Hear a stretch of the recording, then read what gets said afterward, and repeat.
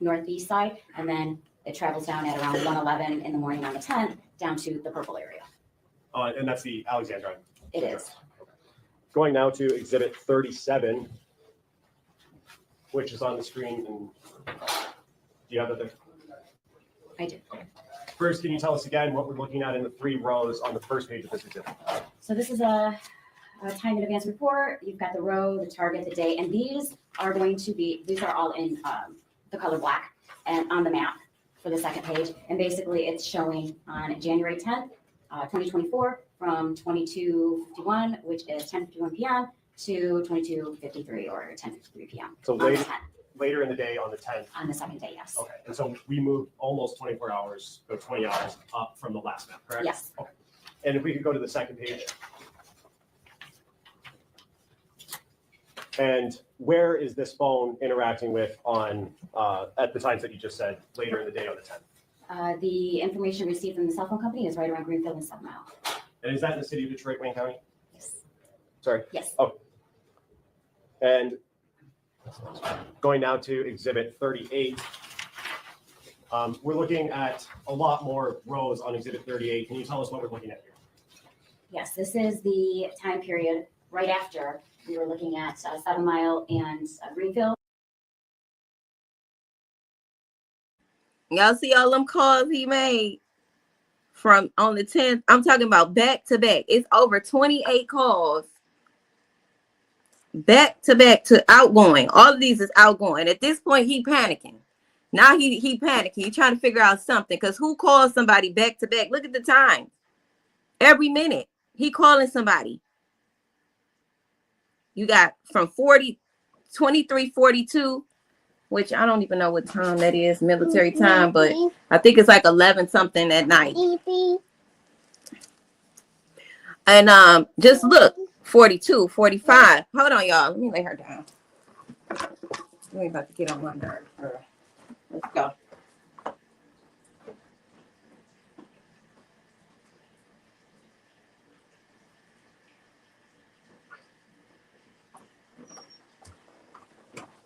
Okay. You said it looks like the same number, right? I mean, in a matter of 42 to 57, he made over 28 calls. Who is you calling? Let's see how long he was talking to them. At this time right here, he talked to them for 4 minutes, 2 minutes, 3 minutes. A lot of times they weren't picking up. 1 minute. That's enough time to plan some shit.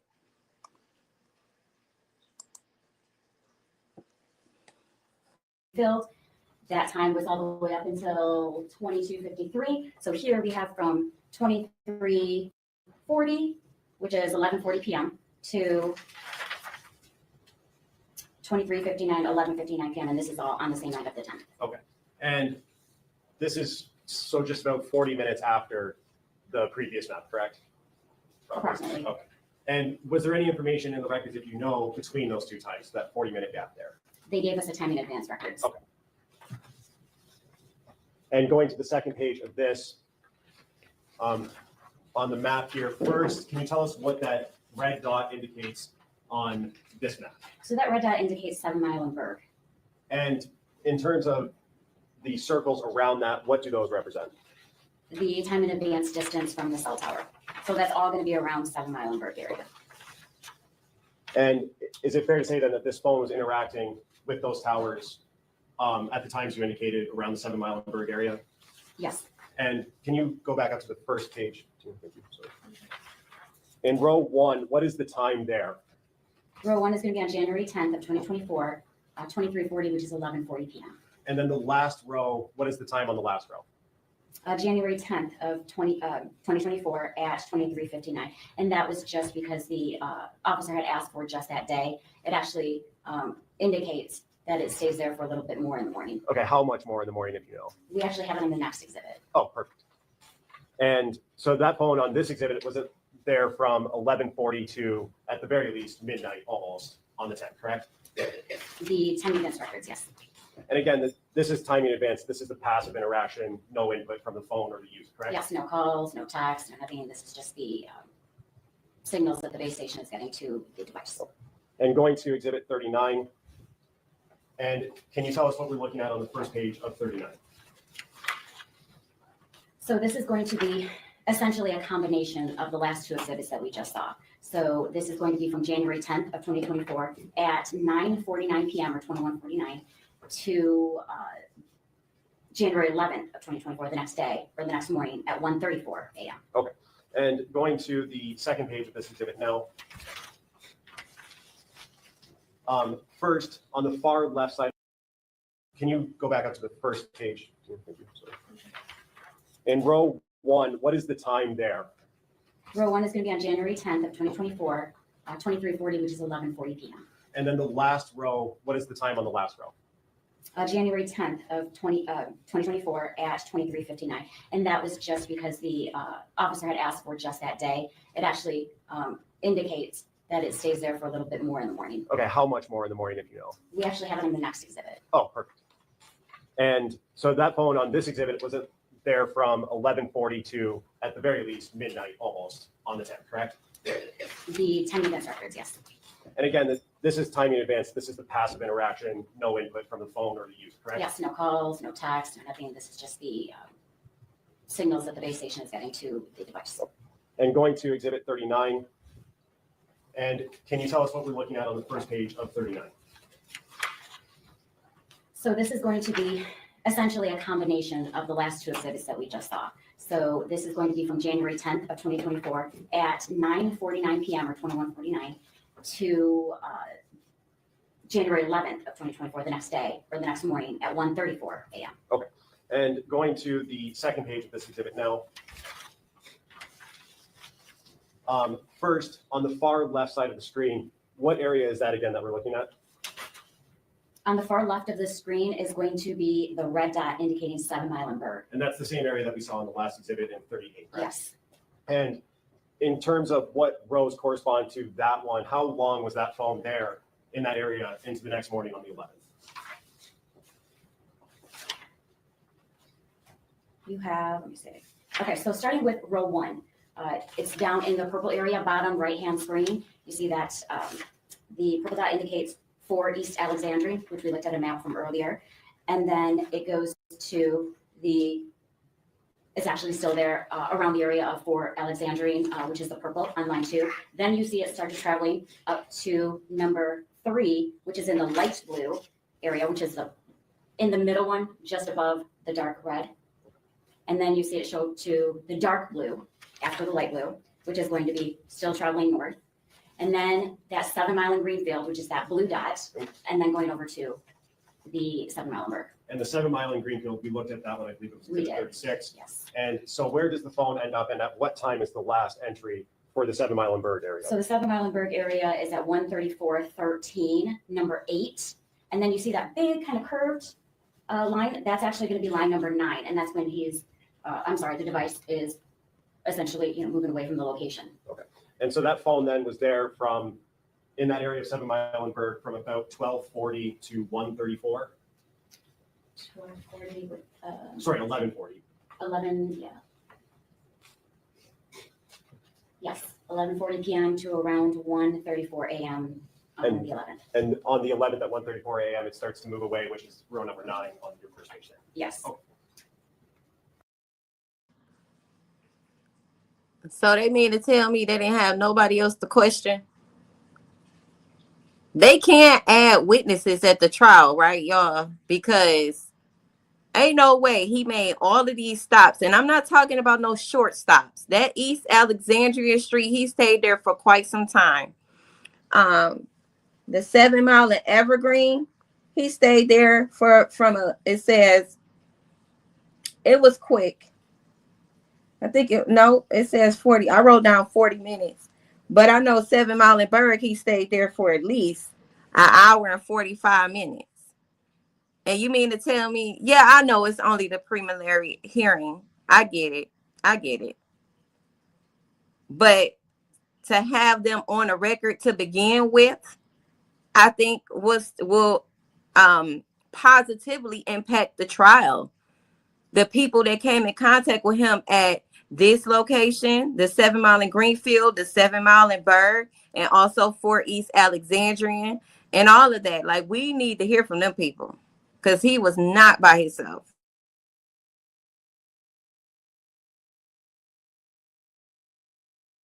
And I know one of the content creators that I played yesterday, I think not yesterday, a couple of days ago, he was saying, I think the 7 Mile and Berg areas where one of his baby mama stayed in that area. But if she is over a mile from this location, then we could count her out, because it wouldn't pick up at this particular tower. It will pick up somewhere else. So I'm not sure how close her address is. I might have to look it up. I'm gonna have to look it up, because I got the address. I just, I didn't put it in. You said so many more. Yeah. Other women, people at the hotel. You say his son was probably with him. Or maybe he lied about going to pick his son up altogether, because I don't see why he would have his son with him, DeMarcus, to go get rid of somebody. You say play the lead detective. She spoke with a woman at Alexandria. They better have. 7 Mile in Evergreen is where his baby mama lived. Yeah, I know. I've already dived into old boy content that you're talking about. And like I said, if she's over a mile from this area right here that you see on this red, it would not pick up at this tower, which means we can cross her out. But I'm gonna get my facts straight with that and get back with you and see how far she is from this location. But look, everybody guilty at this point. He said, "Good morning, just found your channel." Hey, Sean. Yes, there's a lot going on. You say y'all was trying to find the DNA. I think Rion Green testimony. Okay, I'm gonna have to check into that. Okay. You say from the amount of women Jarvis had, he never did anything by himself. Exactly. And they are willing to cover up for him. So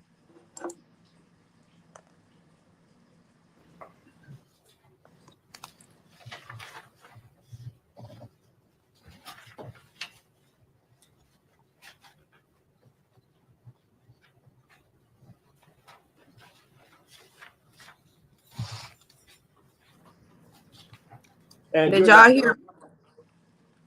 hear Mimi confirm that? I ain't found no video of her confirming that yet, so I don't want to ride that train just yet unless y'all have the baby name. Do he got Jarvis' last name or something?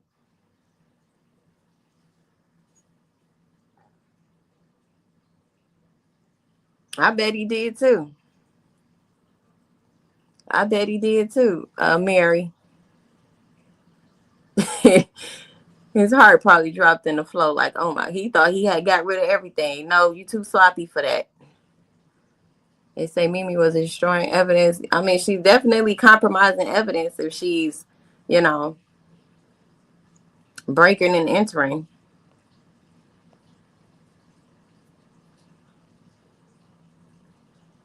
Mimi is the lady that was going into the location where Roxy wound up popping up, and they was talking back and forth, and she was trying to see, she basically was looking for Naziah at the location where it was a medium that was giving like no locations and things like that, to my understanding.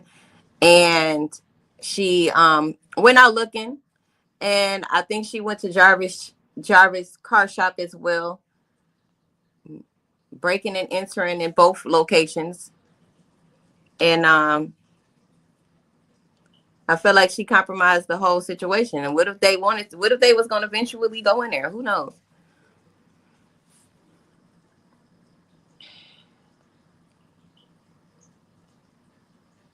He said Mimi need to catch a charge for compromising. Antoinette said that. I agree. Right, they found out Mimi has a child with him. But my thing is, how they know? We can't just be saying anything. I need to know for a fact. She shut her page down. Earlier that part of the search warrant return from T-Mobile includes subscriber information, correct? Yes. And did you get the subscriber information for this target phone number that we've been talking about? Yes. And do you remember what the name associated with this account was? One of the subscribers didn't show any information. The other subscriber it was spelled wrong. It's like Jaris. And what was the last name? Butts. Butts? I believe so. May I have one moment, Trish? Yes.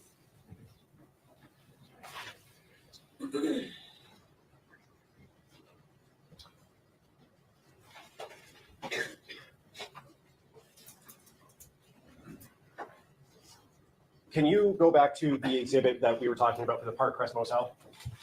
Yes.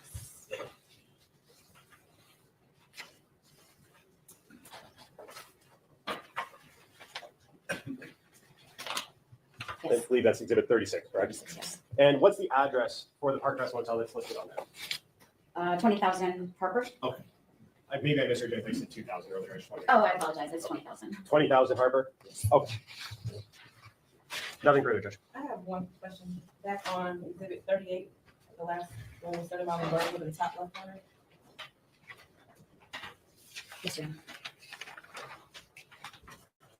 Well, I guess this one works. This is 38. This is 38? Did you make 39? Yes. 39. So there's an image of a house in the bottom right, in purple, you have blue is the car. The left in the 7 mile an hour is shoes. What does that indicate?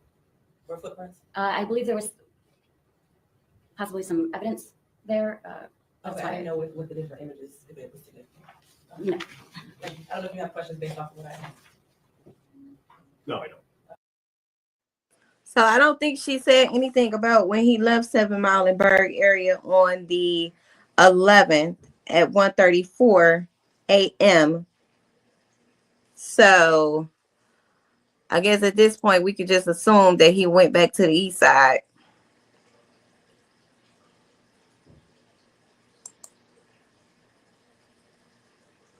What's that noise?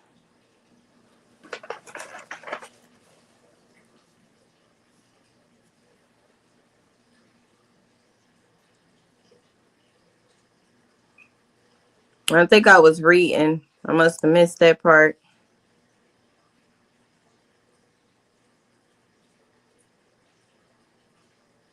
What'd she say? STL. Where did he go when he left the 7 Mile Berg area?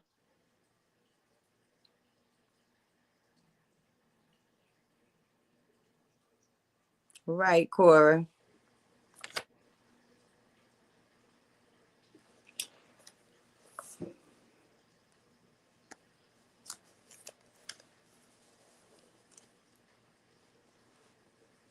Yeah, Tiffany Hicks.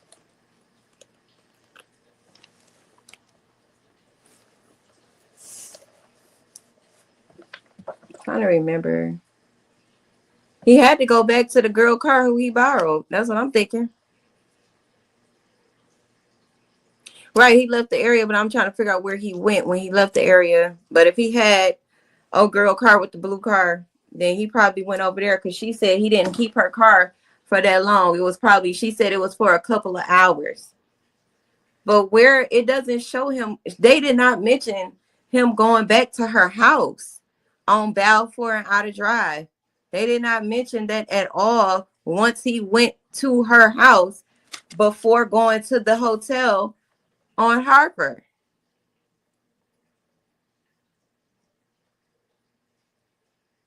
Guess right now I'm gonna just assume that he had the car for a couple of hours, which he did. He had it for an hour, 45 minutes to 2 hours, maybe. And then he went back to Balfour and Outer Drive to return her car.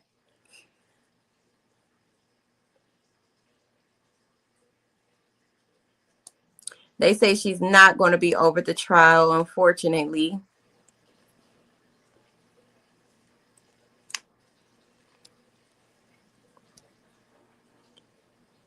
I don't think he left her at the hotel. He did too much moving around.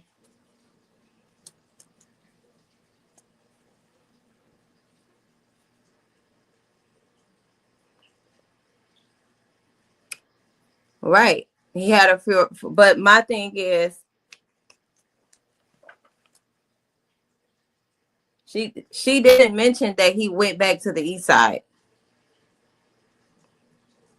Every time was counted for.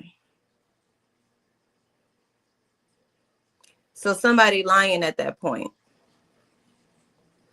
All the way up until the 11th at 1:34 p.m., he was at 7 Mile and Berg. So literally from the 9th, January 9th, 2024, 6:38 p.m. all the way up to 1:11:24 at 1:34 a.m. She just told us everything that he did in between that time. And not one of them times, once he left the east side, did he go back to the east side according to this sergeant. Now, maybe it's a loophole there.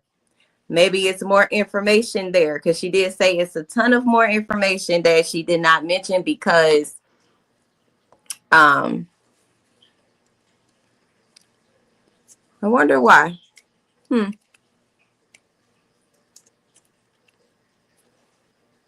Not sure why.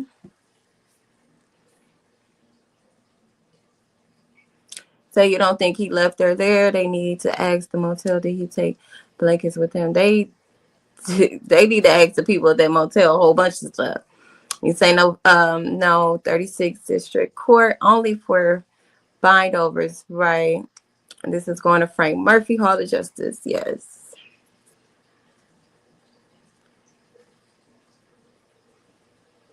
Okay, I'm not sure why. But if y'all want to click any of the links, y'all can go to the description, if that's helpful at all. And click the links. If you want to donate, you can click the link as well. If you want to donate to my GoFundMe and help me and my children stay in a home, you can also donate to that as well. I'm not one to beg, but that's just what I'm dealing with right now. I just, as an escape or whatever you want to call it, I just dive into the things that I actually care about. So, Radiant says he had her car for 12 hours from 9 p.m. to 9 a.m. the next morning. She said that was unusual. Right. She said that, but then she also said that he came and borrowed her car either on the 10th or the 11th. She can't remember which day.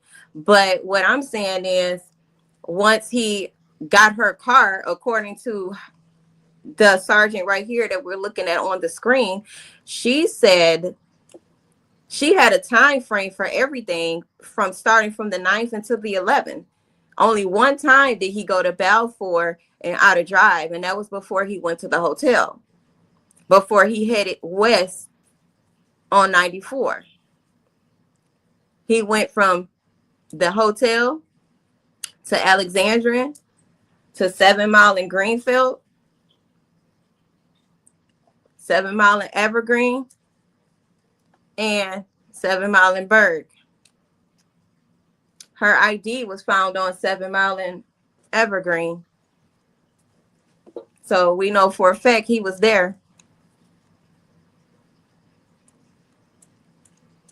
I get what y'all saying, but I'm telling y'all what I just listened to. And if you were here, you just listened to the same thing. She never said he went back to Balfour and out of drive. Now, if that's part of the evidence, or if that's part of, further evidence that they have, then I guess. But she never said he went back after leaving the East until 1:34 a.m. January 11th.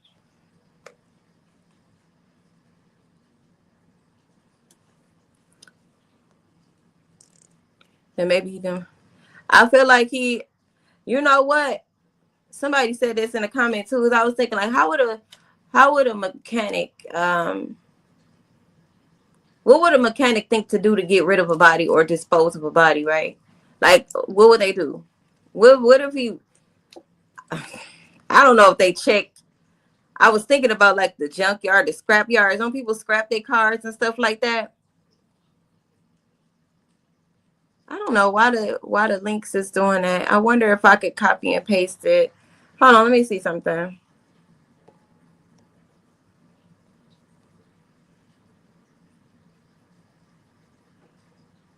Dang, I don't even have it. I don't even have it on my phone. But the links are there, y'all. The links are there in the description. Thank you to my mod. What's the word for today? Yeah, it's definitely some weird hours. I'm just going based off what I just heard in the notes that I took when I heard it. Okay. Now, if he went back to her house, quote unquote, and returned the car, came back the next day or two, got the car again, maybe so. But do I think that she's in the river?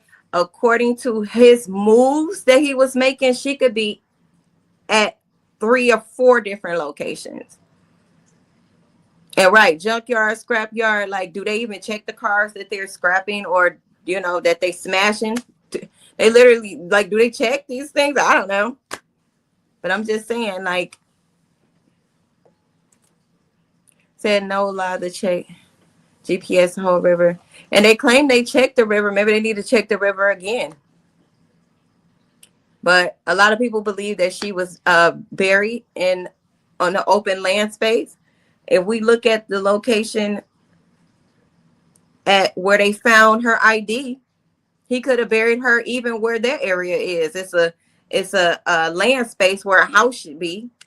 He could have even buried her in the alley somewhere, along the alley or in that area. Who knows? Because the lady who found the ID, that bus stop is right by an open field area. Not a field, but like a nice land space. Yeah.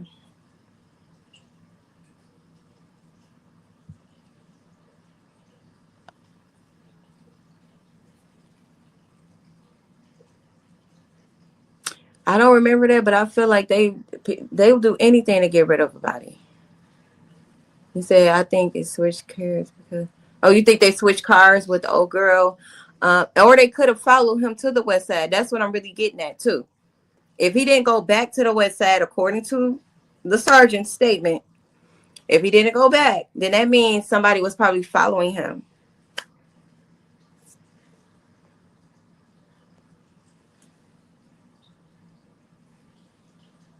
I think he probably buried her and he had somebody to help him do it. You're welcome, Radiant. Landfill, yep.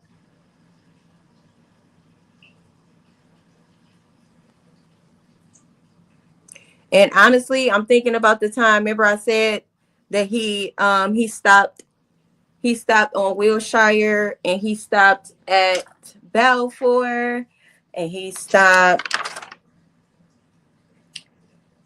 those 2 locations for sure. If the fiance testified and said they got a gun from her location, or he said it in the phone call when he was talking to the baby mama with the blue car, that yeah, they picking up guns and everything. I feel like he might have used that weapon. Remember, she had like 2 holes in her black sweater that wasn't there before she became missing.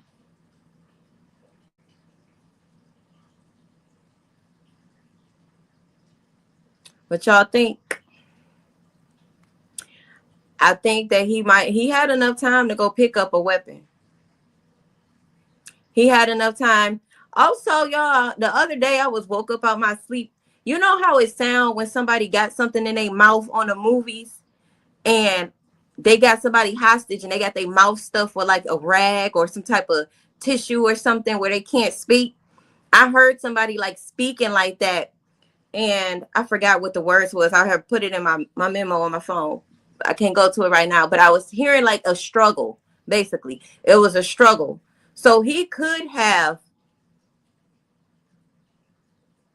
put Nazaya in a position where she was struggling to breathe, struggling to fight, holding her down, holding her mouth closed. Okay, I don't feel like I'm having these visions for nothing. And then I be in that REM sleep. You know, that sleep when you like, you just dozing off, but you in between. It's like you in that in between sleep. That's when it comes to me. So I know that I be channeling at that time. So I feel like he definitely attacked her. I feel like that's probably why she only had one shoe that he threw off in the field, because it was a struggle. I feel like that was definitely a struggle.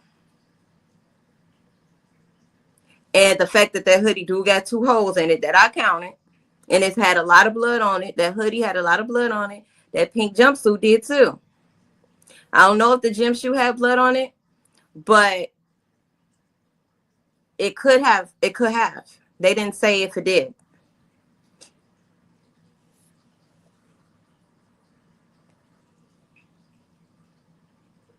He said, and see how close they are compared to her house location. What is, oh, that Woodingham, the baby mama?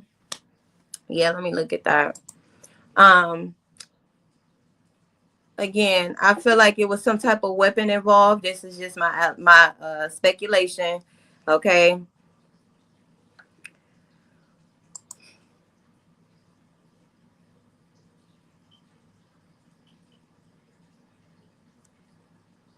All right, they got on his phone real quick.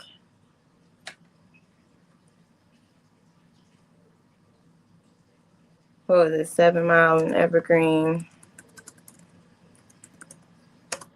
to 19700. Whittingham. STL. Oh, I'm about to say that I don't think that was the address. Okay, but you said that's where they found the little other body. It's saying it's about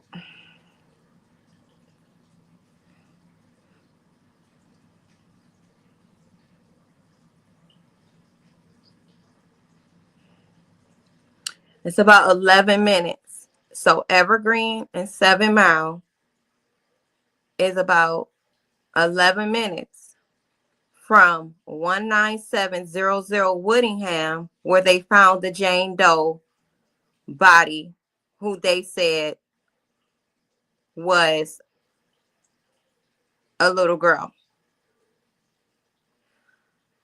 But the miles is 4.9 miles from that distance. So that means that it wouldn't have picked up at the 7 Mile and Evergreen Tower, but it might have picked up at the 7 Mile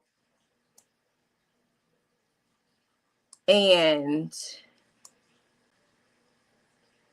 nope, that's Wyoming.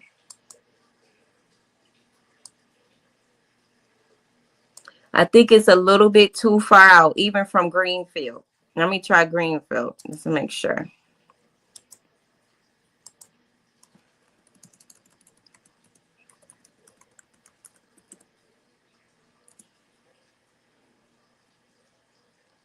That still will be at 2.9 miles, so it still wouldn't be in that radius of the tower.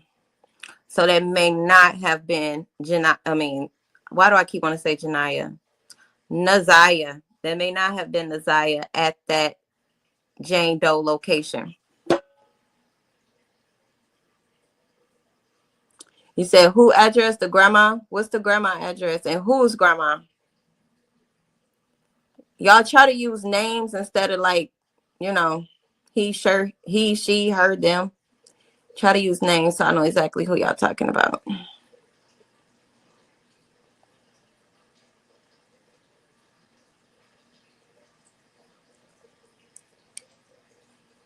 And y'all, as I was doing a deep dive into this case earlier, why did I discover? Okay, wait, you say, oh my God, my grandma Addie is 18717 Whittingham.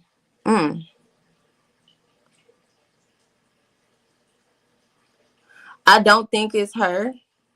based off what I'm seeing on Google, it will be out of the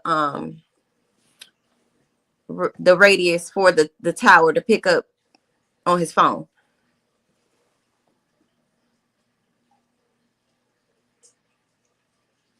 Bedford, the grandma stay on oh, okay, right.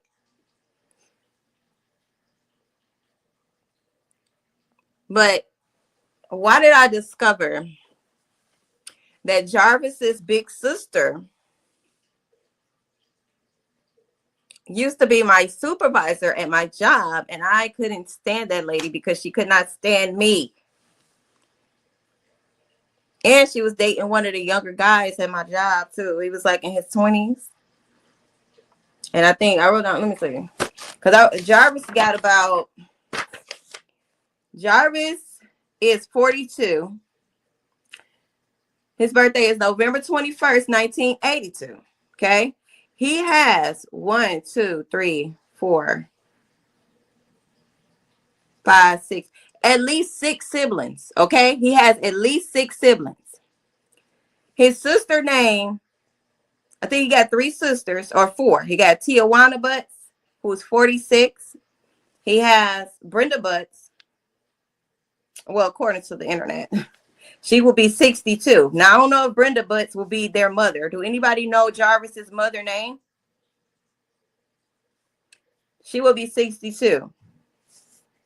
He has another sister named Diamond. Now, I did find Diamond. She's about 29.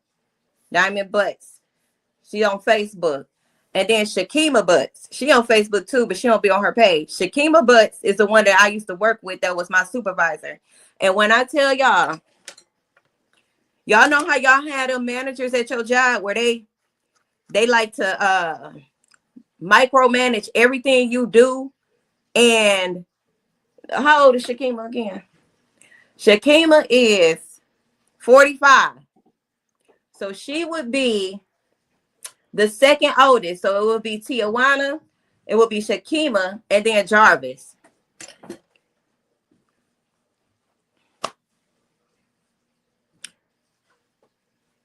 And that lady was so wicked. That was a wicked lady, y'all.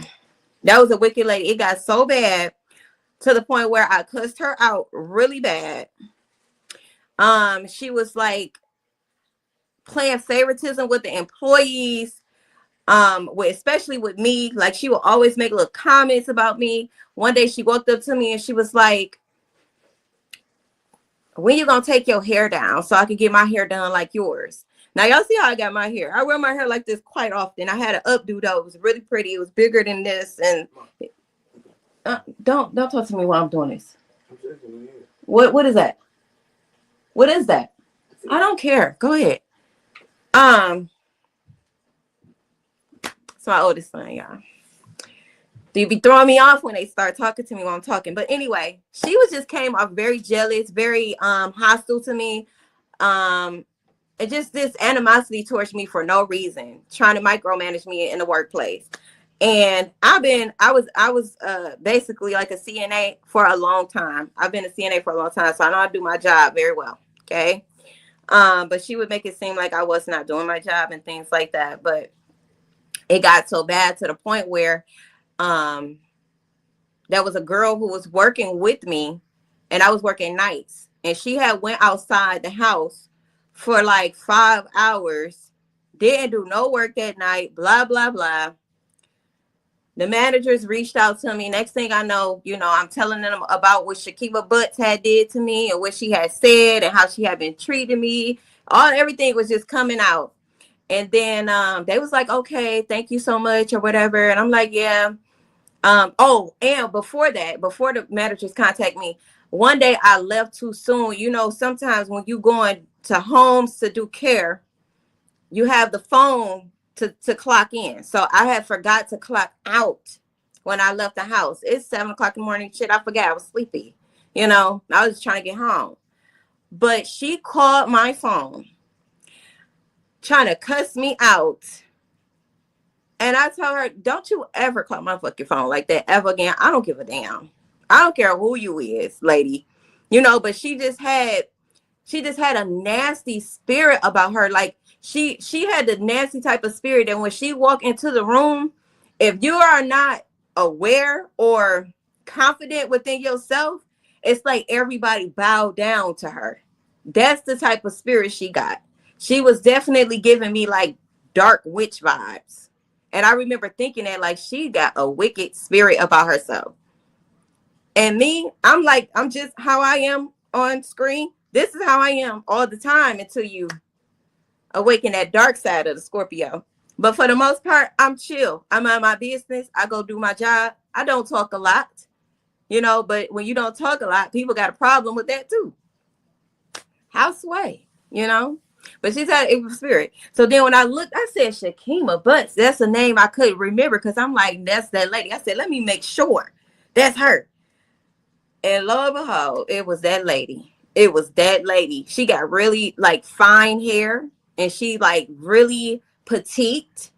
And she like she a little darker than Jarvis.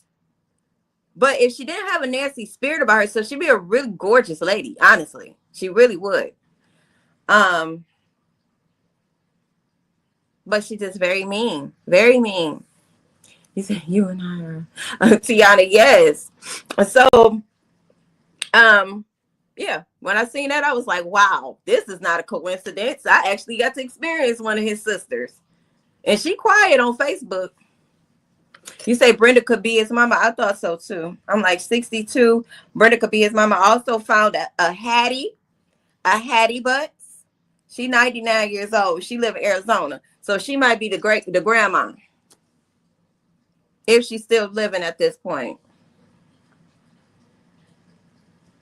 But they got a lot of siblings.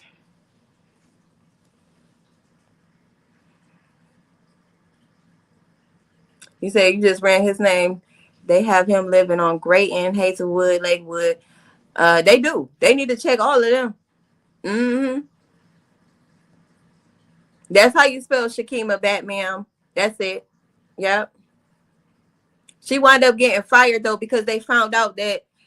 Now this is what my fellow employees, co-workers, not employees, were telling me. Okay, but I think it was really true. I think it was a whole collective of us that may have had some things to say about Shakima, and the fact that they found out that she was allegedly sleeping with the young boy that was in his 20s. I think that affected her job.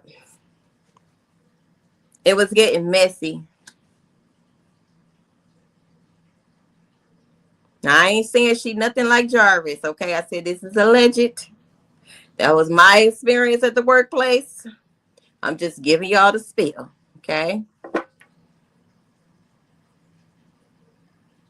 You said now Brenda lived on Trinity, which is in the... Oh, okay. Let me see what address I wrote down. Because I have an address for Brenda on Dickerson. But if you saying that she in Rule Park, then that makes sense. He ain't finna go nowhere where he don't know who around in that area. Right? He knows somebody. Mm-mm.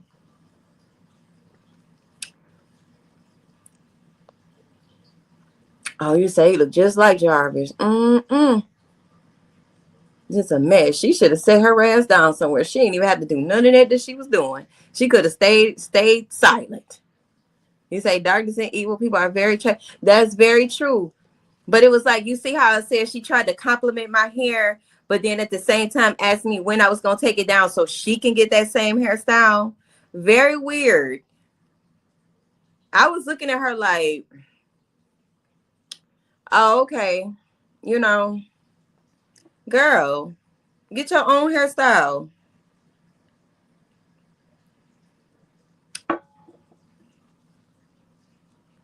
I just remember how she used to come in every morning, like 7:30. Good morning. I was like, ugh, shut up, please.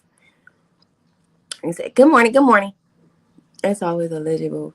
Where there's smoke, there's fire, yeah. You say you heard his other sisters are beautiful. They are. I've seen them. You say, I heard they look better than the sister that testified. I think they all look alike, honestly. You say, I didn't know Annette was in her 40s. She is young. Yeah, she look young. Annette look young to me. And Annette don't look ugly to me either, y'all. I know we want to think she ugly because she act ugly. She act ugly. That lady act ugly. And I know we want to think that, but she really not an ugly lady for real. And she do look fairly young, especially if she start having kids at 11. She's young. Yeah. Okay.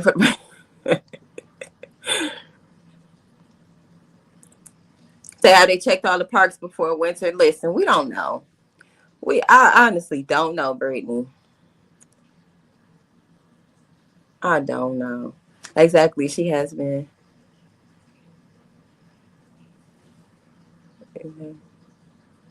Condescending, yeah. He said Lakewood Park is a perfect dumping area. Oh, I don't know about Lakewood Park, but if y'all say it is, I believe it. Yeah, she do. She definitely look younger than her daughters. She definitely do. All right.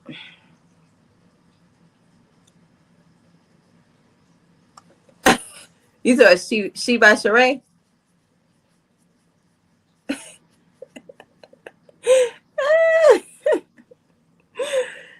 Oh, y'all is funny. Yes, and they in her 40s. That's what they say.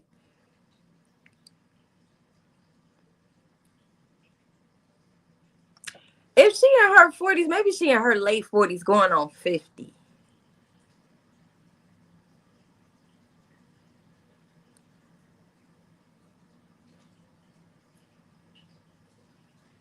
He said, it's crazy to look younger than your twins. Listen, child.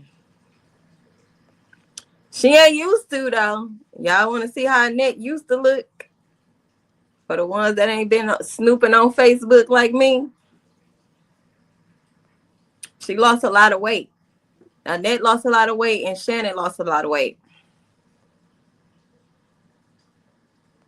He said they didn't even ask how they left her house after dropping the car.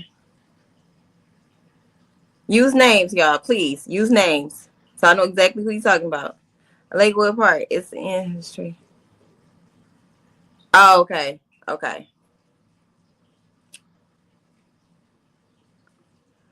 I guess if it's not breaking and entering into somebody's house or building, I guess you can go to some of the locations that's open for anybody to walk up to. You say I'm older than that. Oh, okay, good. She say she older than that.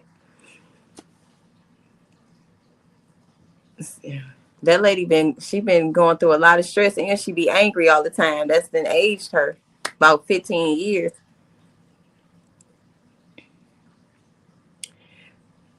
You say Roxy mama.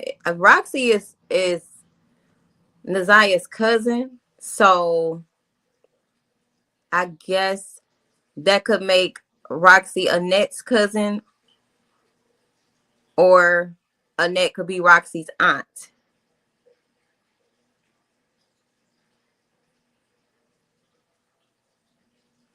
Oh, you say show the picture? Okay.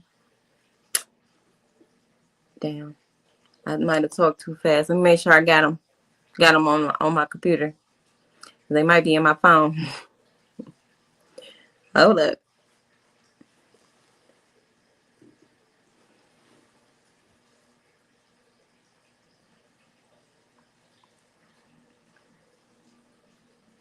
And like they say, for the abuser to maintain control over the situation, that a manipulator, to maintain that last bit of control, he may never say where Nazia is, just because he has the control to let us know or not, or tell the truth about it or not.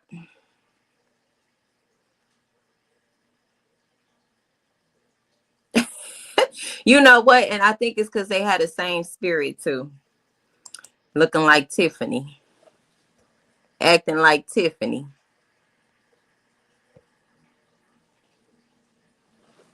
They did lose a lot of. They said that guilt.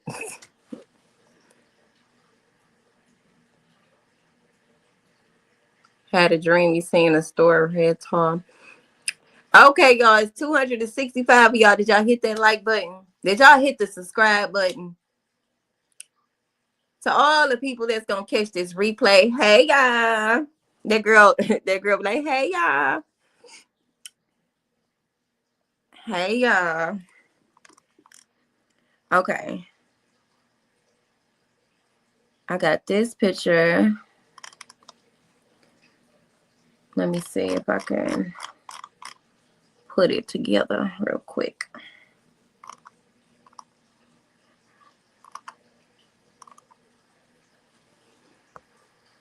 You say you looking at a next voter registration. Y'all all up in there, ain't you? See 63. Okay, that would make sense. 63. Yeah. You say they look like they went on milk diet. Girl. You say he has that control to tell who. Yeah. And I feel like he think it's a game. I feel like they think it's a game, whoever assisted on this. And I feel like they're going to hold out as long as they can. Because at this point, he going to prison.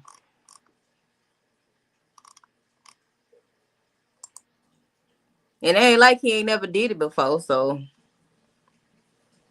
Yeah, I'm trying to look for it. Hold up, Rebecca, girl. Hold up, child. I got one of them on my.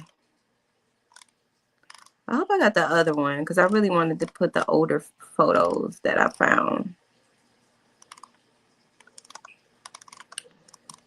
La, la, la. Oh, here we go. I might have did have it on there already. I'll go one. I'm about to share my screen, so hold up, be patient. Thank you.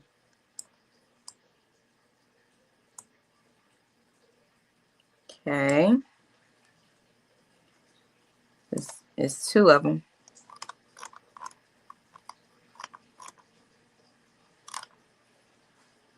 I know y'all seen the famous one that everybody else be using, but I'm going to still show y'all anyway.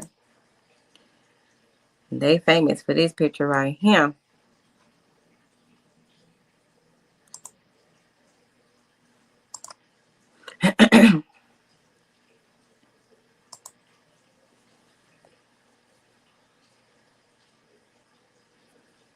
Yeah, I'm going to put that up there because, yeah. What I do with the damn picture? Here I come. Here I come. My computer a little slow too, y'all. He said he, Jarvis, had. He, Jarvis, had someone. He called himself revealing the truth to somebody now. Well, when he was in the county, he claimed he ain't do nothing with her. That's what he's saying.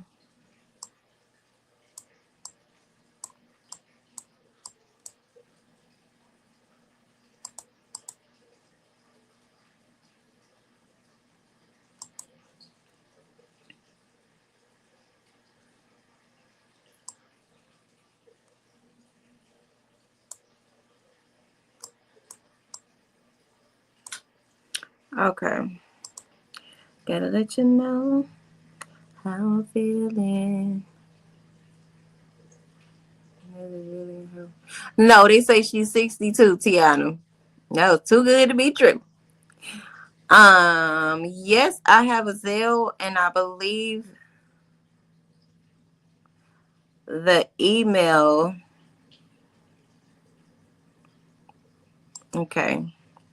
Hold on, I gotta get the email.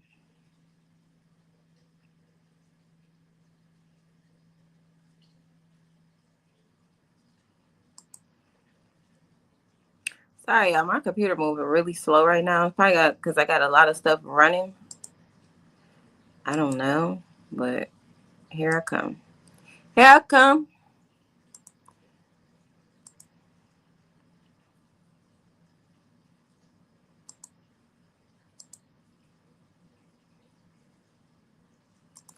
Gotta let you know how I'm feeling. Oh, you say 189. Oh, excuse me. Y'all see this right here? Pay attention. Don't turn away. Pulling on my heart, girl.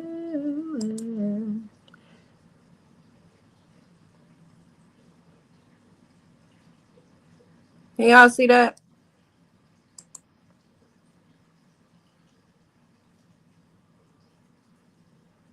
It's really not a good picture. Then y'all see this one too.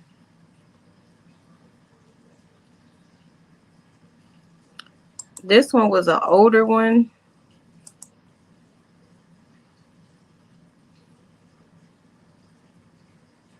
Not you laughing, Sean. Oh my goodness. Y'all are so funny. Okay, so this one is, I think, around the 2008 era. Okay. Think one and think two. This is Shannon right here. I could tell them apart. I could tell the twins apart, even though they are identical. This is Shannon. This is Marquita.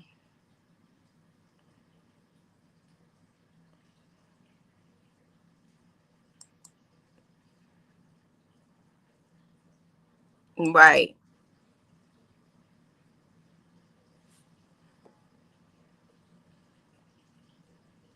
It's at 18976 Berg. Let me write that down.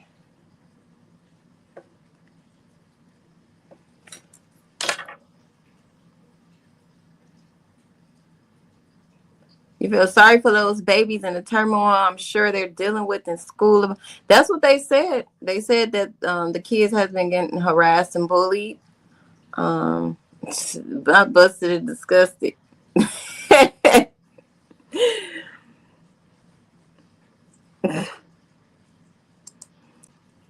You say with the brother. Oh, y'all know what? I had the brother. I don't know if I'm on my camp, y'all, but I don't know if I put the brother in. I don't think I did, but I did see him. I don't think I screenshot it either. I don't think I did. But I do have a picture of Jarvis and his daddy and his mama and his sister.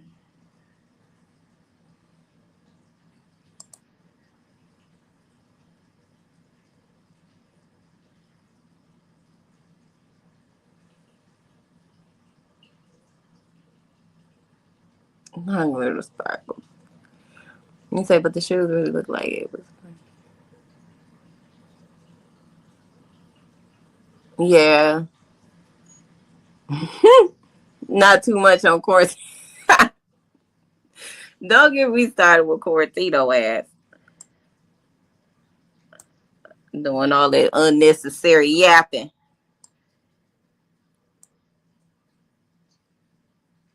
Dang, this won't be a good picture. Probably can't even see this that good. Anyway, Jarvis looked just like his damn daddy.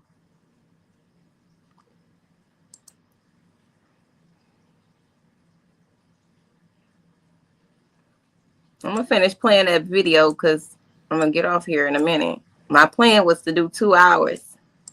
How long we been out here?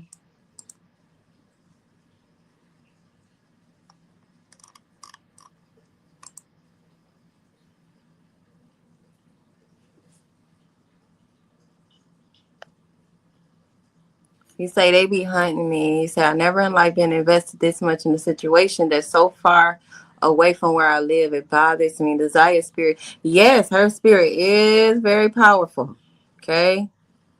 That's how I know she had a divine feminine resonance within her. And that's why I know that this situation was an operation.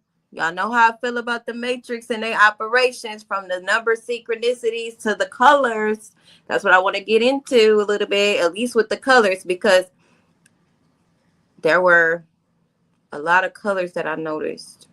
that was supposedly in the areas where she was. Okay. Let me show you Jarvis and his family, and then we're going to get back into that video because this will be the only video that I am playing today.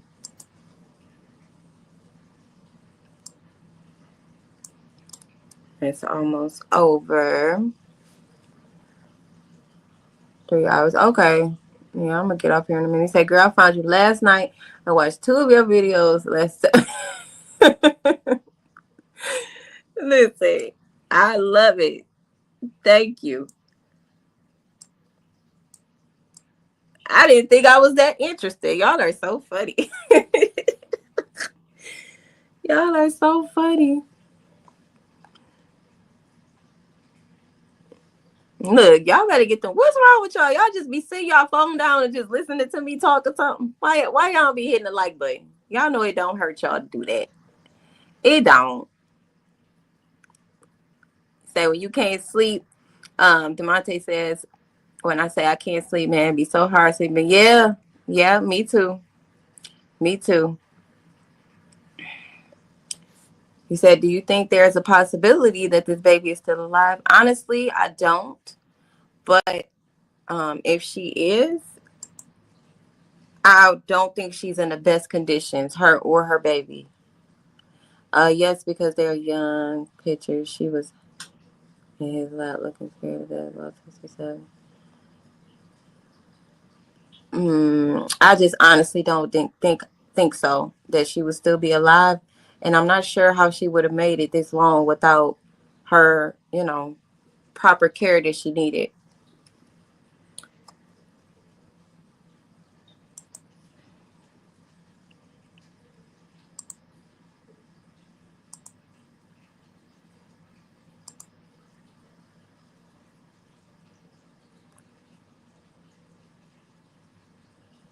Oh, yes, they be going, don't they? He said, I have Florentino here, his picture. I had it too. I just bust out laughing, y'all, when I seen it. I forgot to screenshot it. It was so fucking funny to me. I was like, yep, you look exactly how I thought you was gonna look, Florentino. You look exactly how I thought. Just like Shannon. He looked like Shannon.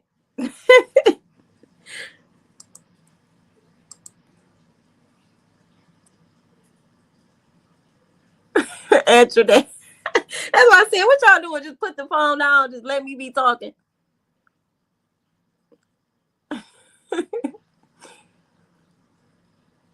He said, praying every day that she's alive. Yeah. Yeah, we pray for that. He said, bump time. Vanessa. Thank y'all for the likes. All right. Am I sharing my screen? Yes, I am. Okay. All right. So I just added those pictures of Jarvis. This is Jarvis' daddy. Can y'all see that? It's really not the best quality picture. But can y'all see that a little bit?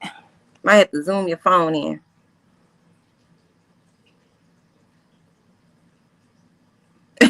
Not colorful garbage bags. He said you heard he was with Marquita first. He was. That's what Roxy said. Roxy said he was definitely with Marquita first, Jarvis. So they do like to keep it in the family. And I wonder, Naziah was around when Jarvis was dating Marquita. I wonder, was she aware of that? And did she think that that was normal to do? And the way that she texts, remember she had sent that text to Jarvis and was like, go ahead and give Shan some ping, and then come and give me some in the basement. I wonder if she really thought that that was normal to do, to share wee.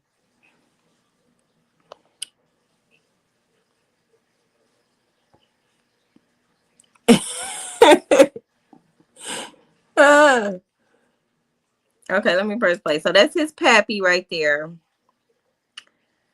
And this is supposed to be Jarvis and his mama.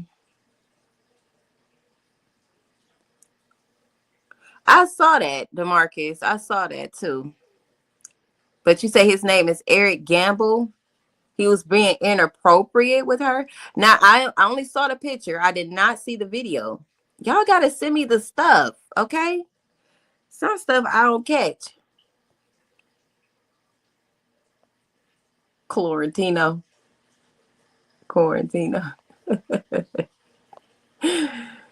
Yeah, I think so too. So that was his mom. And then I think it's one more with the one that got on the stand. What was her name, y'all? Tijuana.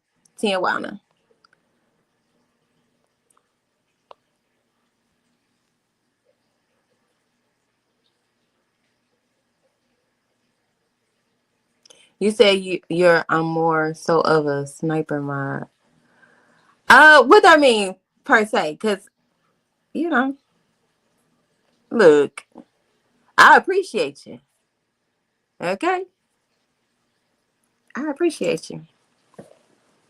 You said the mother was with Jarvis too?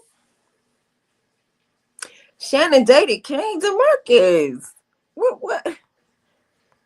Where you getting all this from? He says a video on TikTok, child.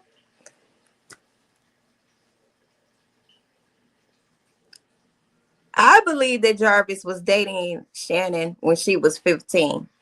She might have had a baby at 16, but according to the picture that I got, it says 2008. She would have been 15, going on 16.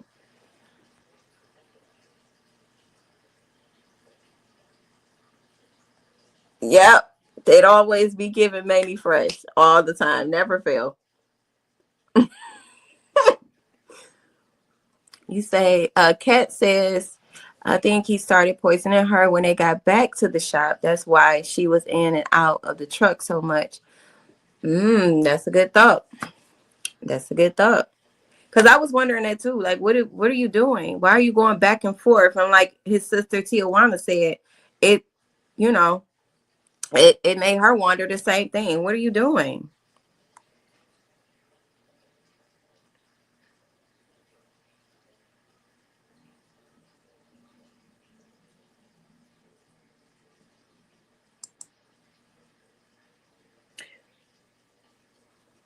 So this is the lady that found Nazia's ID.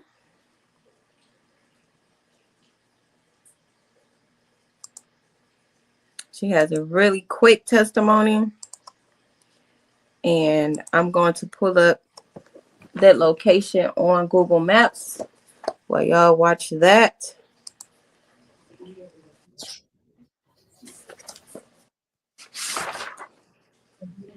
You swear to tell the truth, no truth, and nothing but the truth. Okay. Walk this way. Yes, watch your step. Take your time. Get up the stairs. And once you're situated, that microphone, with the white cap on it, you can pull that whole microphone and put it in your lap, or just make sure you're speaking to it when you testify, okay? Okay, thank you.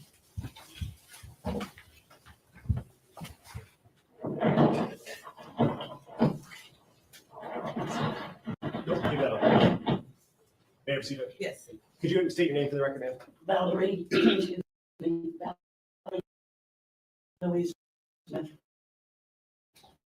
And Ms. Smith, I want to call your attention back to March 7th of 2024. At that time, in what area did you live? That's where I live currently. I'm 7 mile Evergreen area. Okay, and is that near Evergreen and St. Martin's? Yes. Okay, is that in the city of Detroit, Wayne County? Yes, sir. Okay.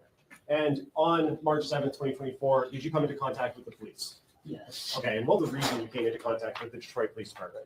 I found a young lady's ID. And where did you find that ID? Directly across the street from my house. And was it like a driver's license, school ID, or something else? School ID.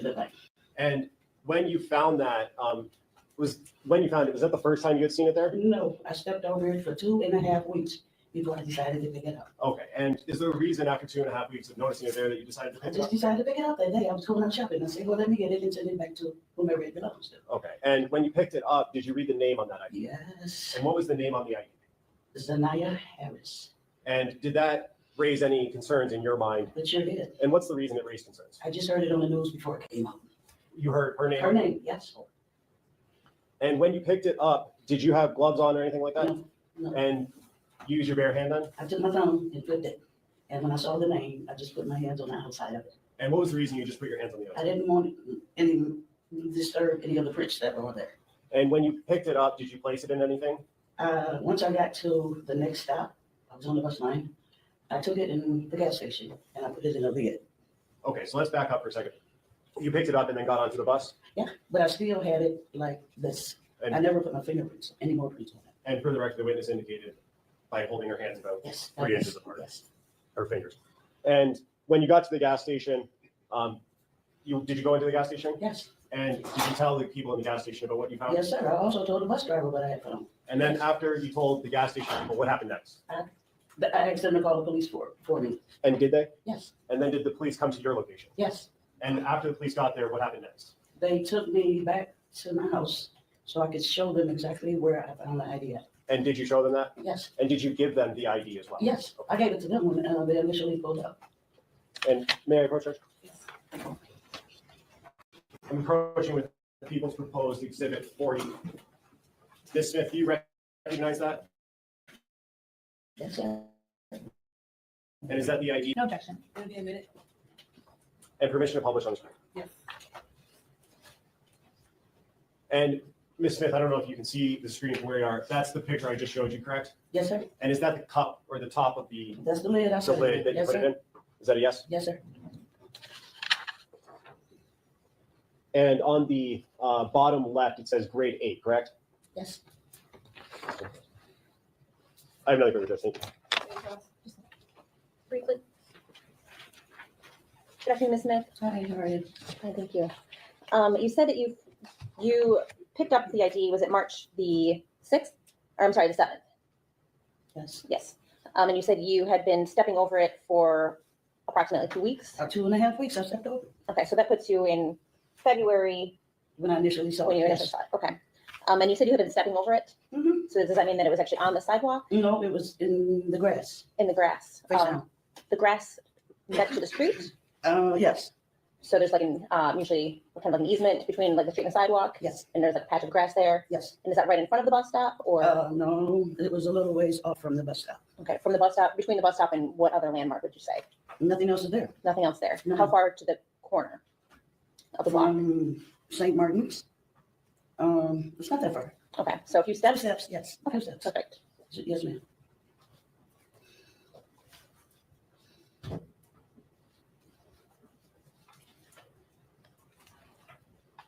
That's all I have. Thank you. Can we redirect? Yes, please.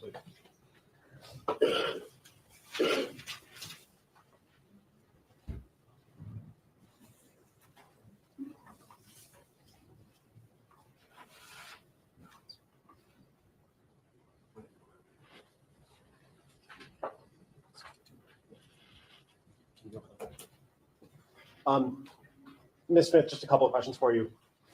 Ms. Quick asked you a couple of questions about specifically where you found it. You said it was in a patch of grass next to the sidewalk, Yes, and you said you had been stepping over it for about 2.5 weeks before you gave it to the police department. before I decided to pick it up. Yes, sir. The 2.5 weeks that you've been stepping over it at the beginning of that, is that the first time you noticed it? Yes, sir. And it could have been there before those 2.5 weeks, Yes, correct? sir. No, I think that's speculation. I don't think it's a yes or no question, but I don't think that. How she knows how long it's been there? She can only Can you testify. stand up to the corporate? Yes, Your Honor. My objection is how can she testify to how long it could have been there prior? She can only testify to what she knows. She testified that she knows it's been there for 2.5 weeks. You see it being placed there on the grass? I'm sorry. Did you see it being No, dropped on ma'am. the grass? No, ma'am. I want to sustain objection, because she didn't know, but she didn't see it dropped. So the first time you noticed it was 2.5 weeks prior to March 7th. Yes, sir. And when you talked to the police officers, did you look at a photo, a Google Street View of your location? Yes, sir. And did you indicate on that photo where you found it? Exactly, yes. May I- They took me back to my house so I could show them exactly where I found it. May I approach, Judge? Yes. I'm approaching with what's going to be marked as People's Proposed 62. Do you recognize that, ma'am? Yes, And is that the photo that you signed and indicated where you found it? yes, sir. At this time, I would move to admit People's Proposed 62 No objection. It'll be a minute? and permission to publish since I don't have a hard copy of it. Yes.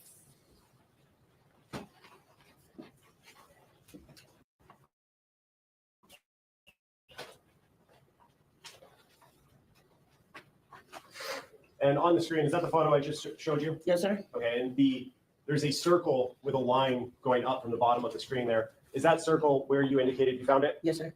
Nothing further, Justin. I have just a couple questions based on this picture. Please. Ms. Smith, so as we look at the picture here, in which direction, left or right, is the bus stop?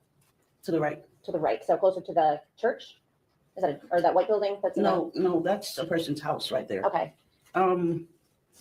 It was like, okay, I come out of my driveway and it's like catty corner to the bus stop from my driveway. well, the sign is where the bus stop is, right? Yes, right there.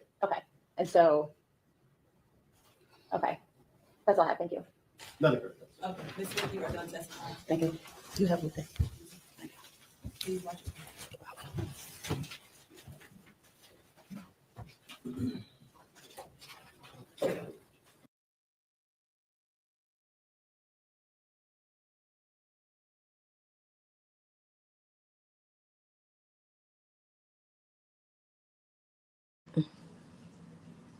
You say you don't think she stepped over the ID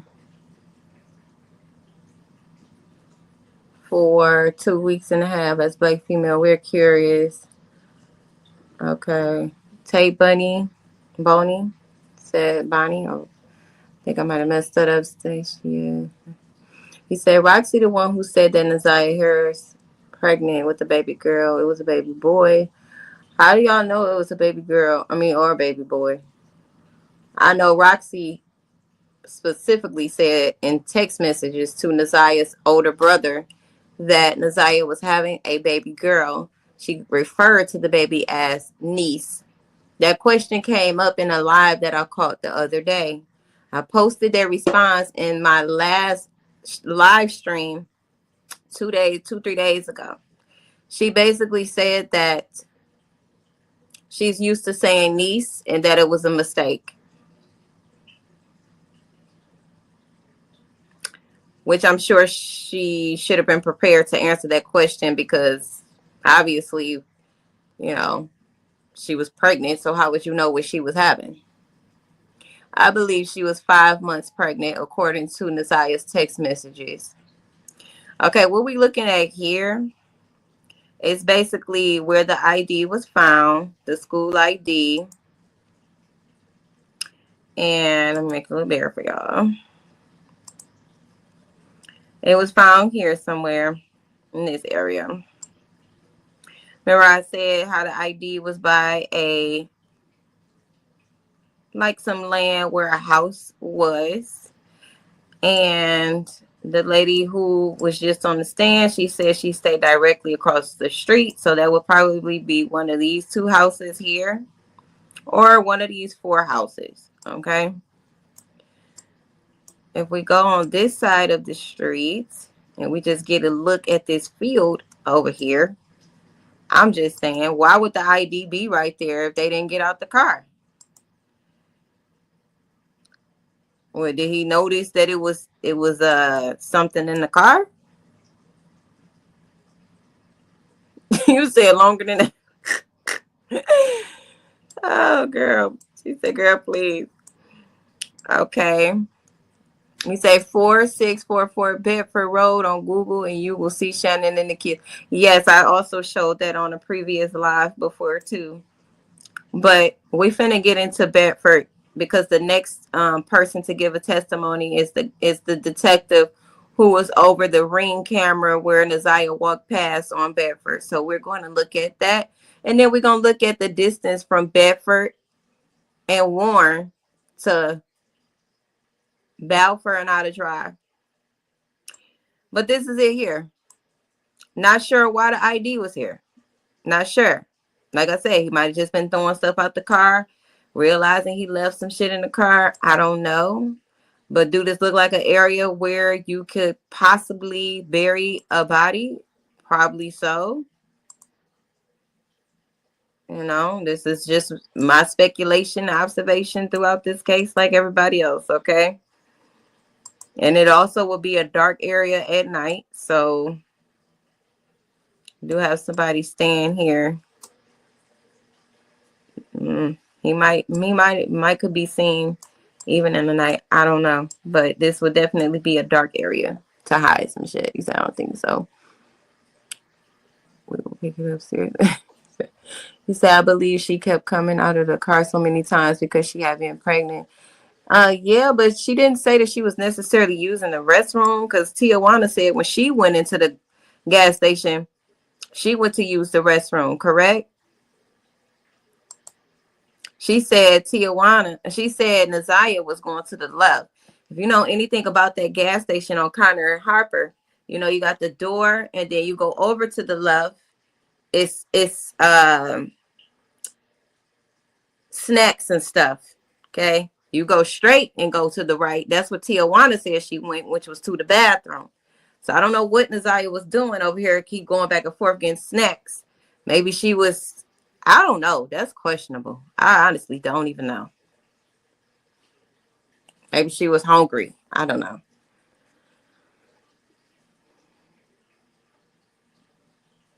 Right. And that's the thing too. I said what I said. That you going to clean the bathrooms up anyway. He got little girls coming to clean the bathrooms up. I don't see why they couldn't use the bathroom at the shop. It probably was nasty. It probably was never getting cleaned. That was just a cover up. Y'all, even when I looked into the words clean up, any of y'all into like gematria, things like that? This, you know, this whole thing is just very weird, very strange. Says she hadn't ate since lunch. Earlene, you talking about why the older lady sound irritated and agitated? Said she probably mad she had to be there. Yeah, think you threw it out the window too? Yeah. So let me pull up this address on Bedford and Cornwall. So I can already be right there. Okay.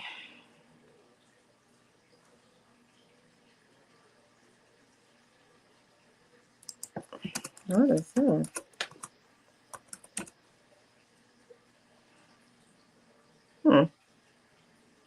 Is that the wrong one? Is it Cornwall? Bedford and I forgot the street. Okay, whatever.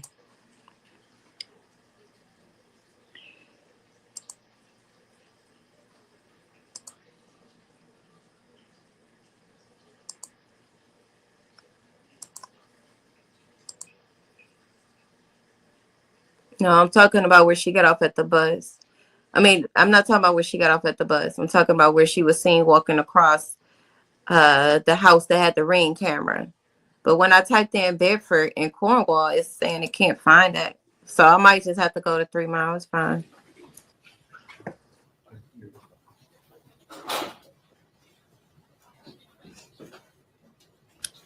Morgan, I'll let you know in a minute.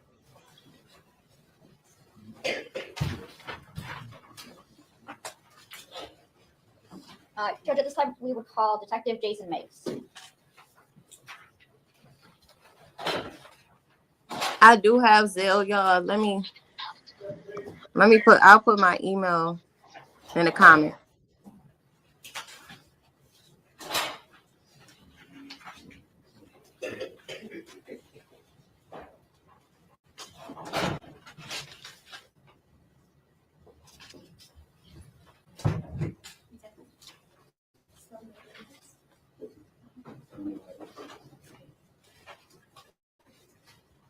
You swear told you, no truth and nothing but truth. I swear. Okay.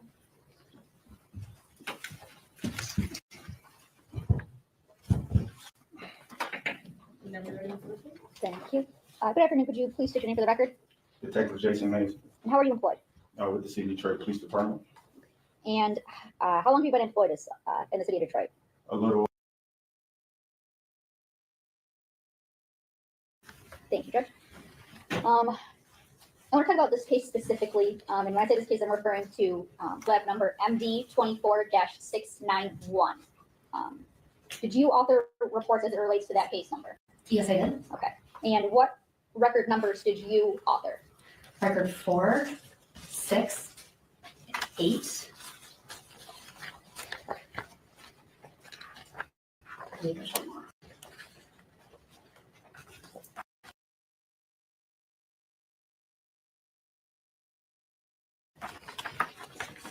Oh, and 5, sorry. So 4, 5, 6, and 8. Correct. And Your Honor, may I approach? Yes. And it was marked that Sibyl proposed exhibits 22, 23, 24, and 25. You look at these and tell me if you recognize what I've handed you.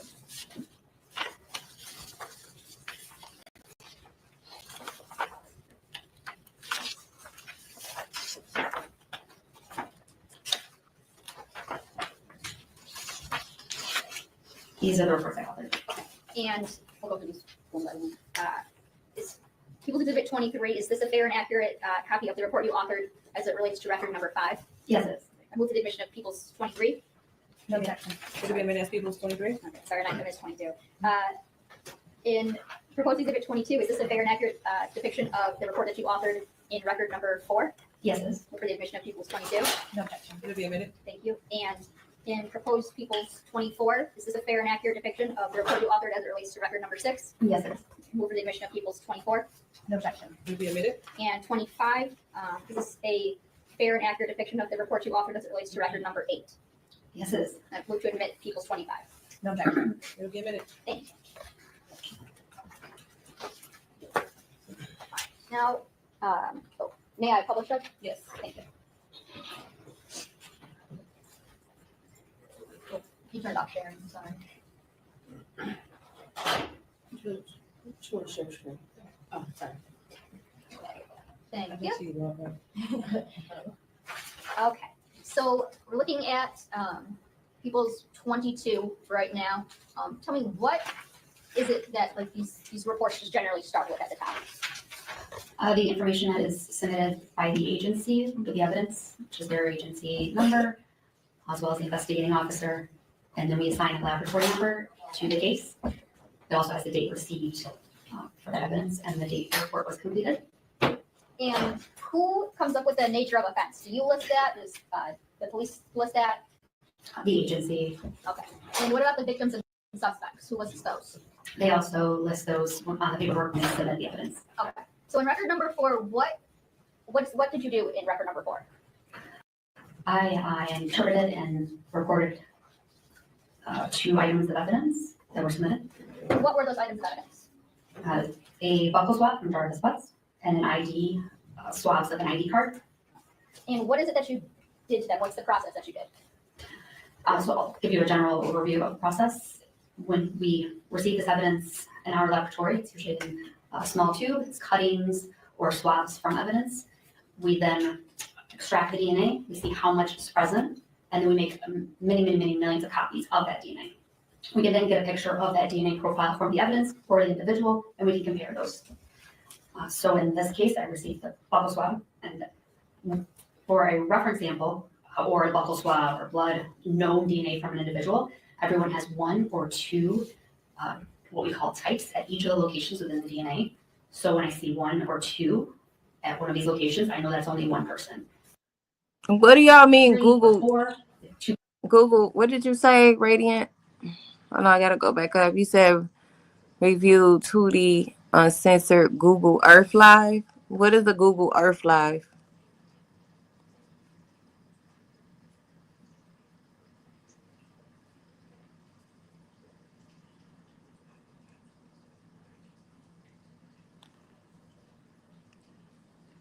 I know this is not the interview that I'm looking for.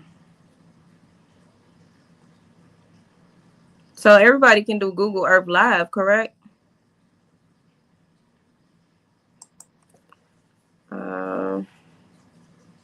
Can I do that on Google?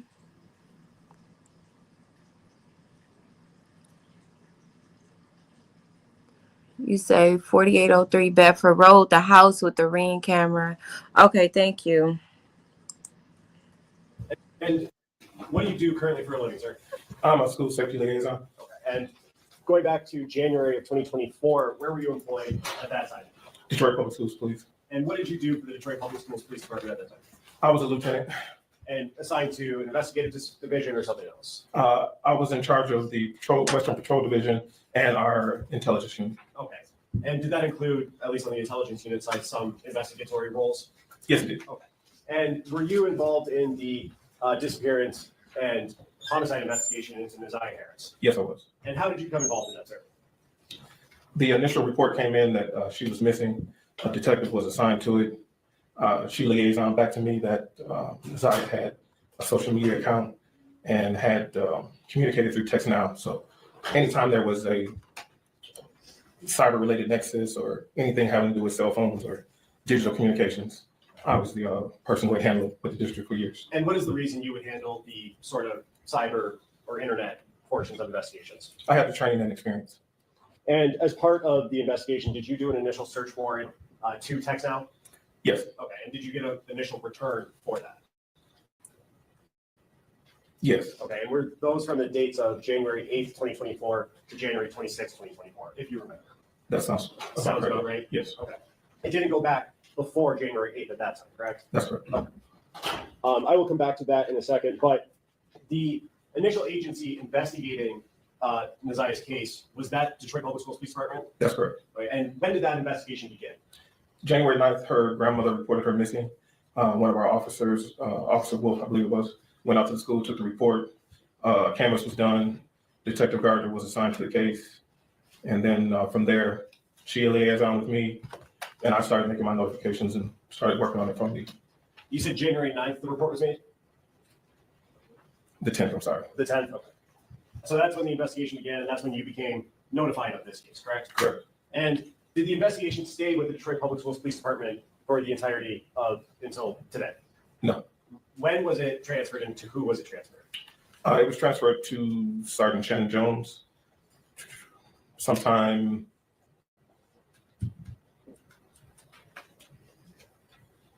I don't remember the exact date, but it was later in January, maybe early February. Okay. So We're getting closer to that 30-day mark. around a month? Yes. Okay. And what was the reason it was transferred to DPD?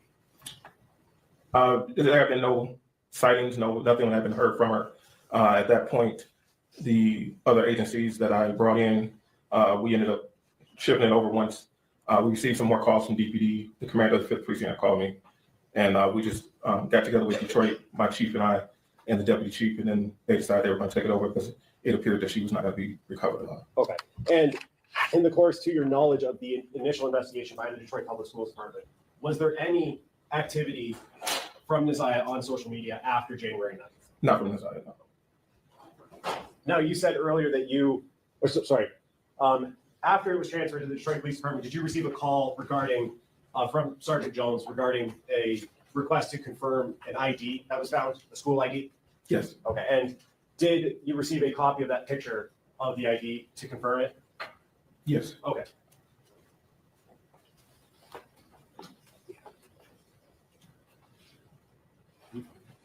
And the picture that was sent to you, did you confirm that as Neziah Harris's grade 8 identification card?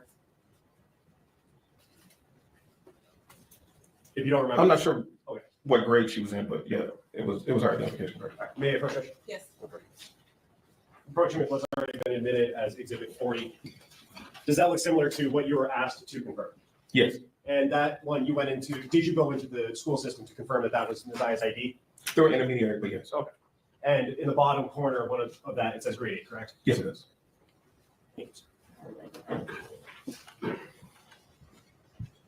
And you had said earlier that you did an initial search warrant to TextNow to receive some messages, correct? It started out as exigent circumstance request, but yes. And may I approach you? Yes. I'm approaching with what's already been admitted as Exhibit 16. And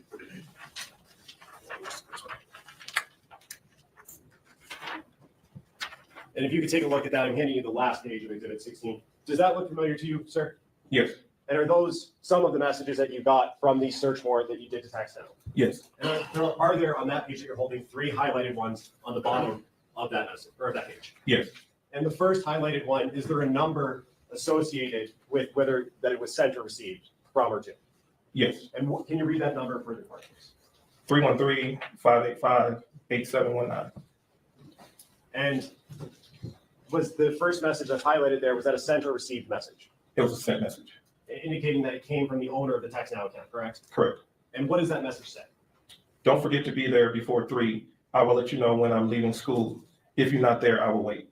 And to be clear, the owner of the account that you did a search warrant on, you believe to be Neziah Harris, correct? That is correct. And then the second message down from that, second to last message on that page, is that a sent or received message? It's a sent message. And who is it sent to, the number? 313-585-8719. And what does that message say? Send okay if you send the message so I can delete your number. And then the last message on that page first, is that a sent or received message to that account? Received. So the owner of the account would have received that message from someone else? Yes. And what's the number that sent the message to that text now account? 313-585-8719. And what is that message? Okay. And what are the dates of those messages? January 9th, 2024. And when the owner of that account received that last message of okay, what date and time did she receive that on? January 9th, 2024 at 14:23:10 UTC. And the UTC would be 4 hours ahead at that time from the local time? Correct. Okay. And so that would have been at 10 a.m. or so?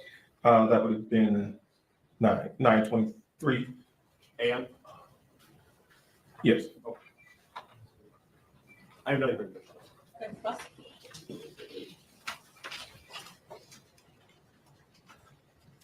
Is it Sergeant Harris? I'm sorry. It was Lieutenant Harris. Lieutenant, I'm sorry. I want to get it right. So, did you learn about this case through Detective Gardner? You learned about it from somewhere from the school, or how did it land on your desk? Can you? So the grandmother went to the school called Officer Wolf, who works that area. And then whenever we have a missing student, we always dispatch a detective.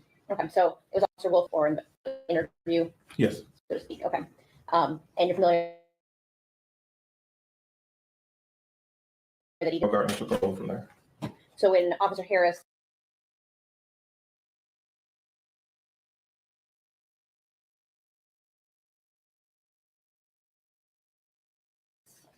Wolf. I'm sorry, Wolf came back with his report. He passed, essentially, the report indicated what he did on the case and then handed it off to Detective Gardner. No, Detective Gardner responded to the scene before he even came back and did the report. Okay, so Detective Gardner is also involved in some of the things that Officer Wolf did. Yes, In the terms of canvassing and canvassing. talking to people, yes. Okay, that's what I was going to get to next. So you're familiar that at least Detective Gardner and Officer Wolf went out to the 3 Mile Drive location at Cornwall, where the bus stop was, and canvassed that area. Not just them, but other officers, yes. Others too, okay. Did any of the officers in DPS interview the teacher that was in Neziah's class that day? Yes, I believe so. Yes, do you know who it was? It would have been Detective Gardner. And do you know if Detective Gardner has authored a report? She would have case notes and interview statements of everybody she interviewed. Okay.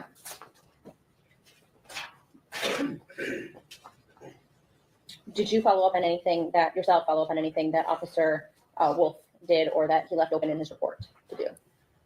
Not personally, I was just directing the efforts of Detective Gardner as whatever guidance she needed or help. Okay. And one of the things that she requested of you was to do the search warrant for the text now? The text now, Instagram.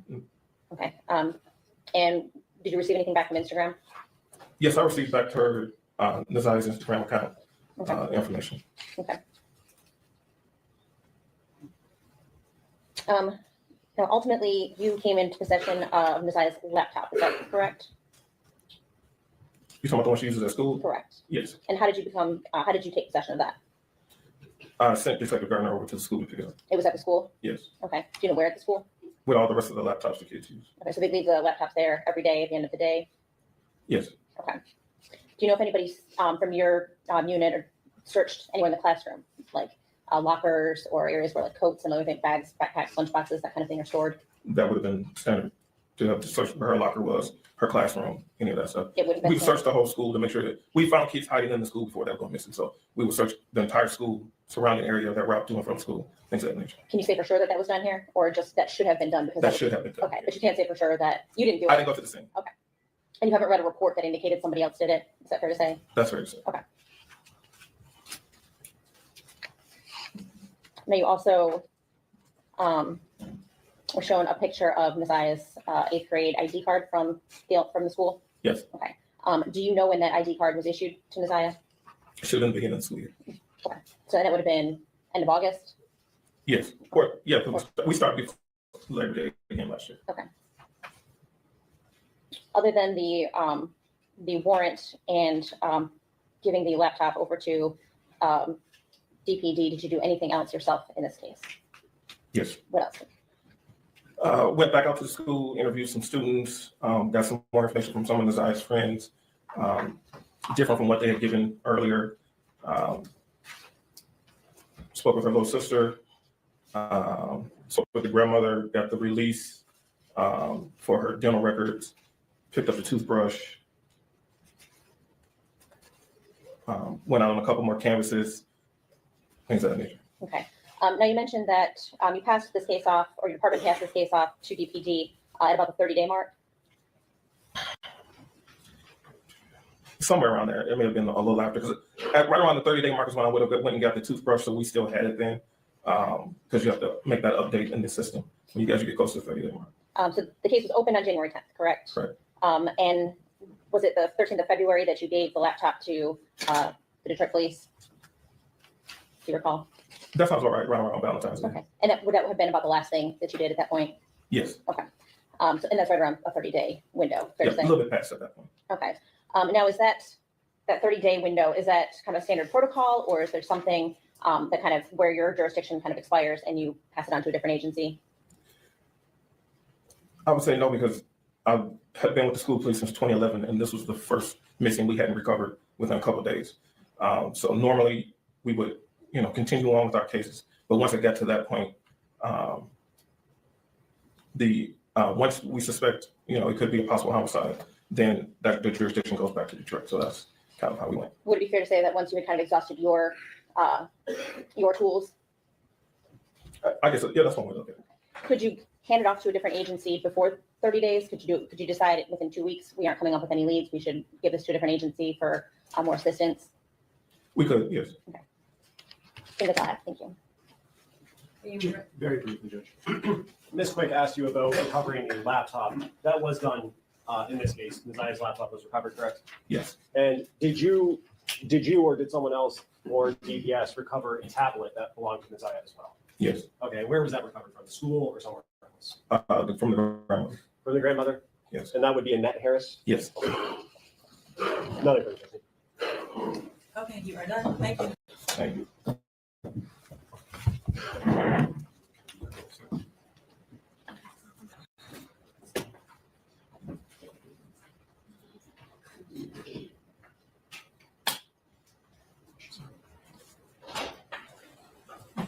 Here we have one moment, Judge. Yes.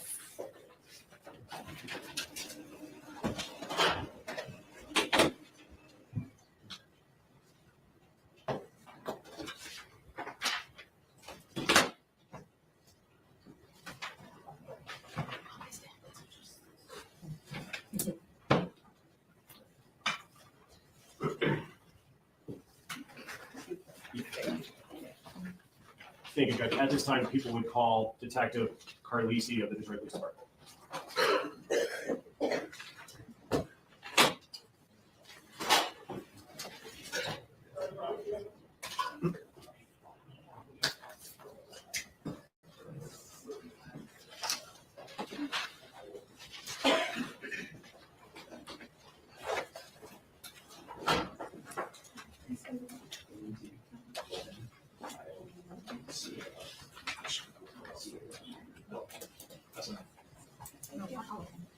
You swear to tell the truth, no truth, and nothing but the truth. I do. May I proceed, Judge? Yes. Thank you. You state your name for the record, sir? Antonio Carlisi. And what do you do for a living? I'm a detective at the Detroit Police Department, homicide unit.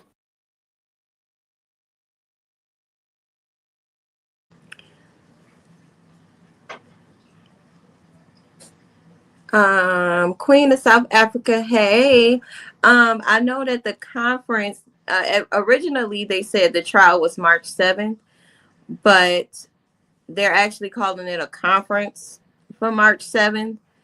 However, Roxy did mention that the trial may get pushed out. I guess it's all depending on the information they discover between now and then. I guess the witnesses and whatever else they're going to add to the trial, so it can change. Hey, Pure Beauty.